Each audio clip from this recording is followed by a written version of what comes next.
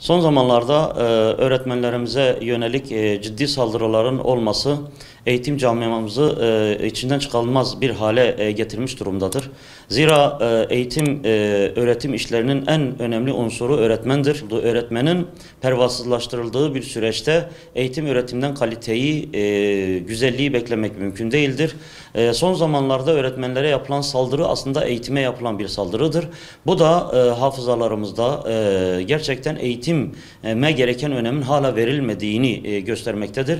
Biz eğitimciler cemiyeti olarak şunu istiyoruz ki ülkenin neresinde olursa olsun hiçbir eğitimciye yönelik bir saldırı kabul edilemez ve buna yönelik yapılan saldırıların da ciddi bir müeyyide ile tedbir alınması gerektiğine inanıyoruz. Zira öğretmene değer verilmiyorsa eğitime değer verilmiyor demektir.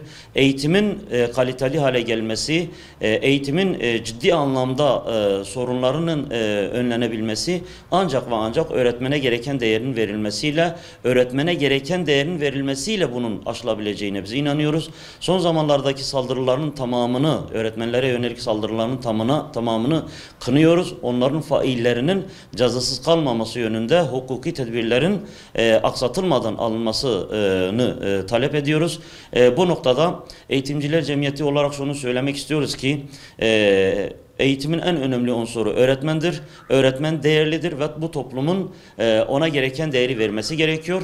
Sistem olarak da, bakanlık olarak da, ülke olarak da bizim bunun bilincine varmamız lazımdır.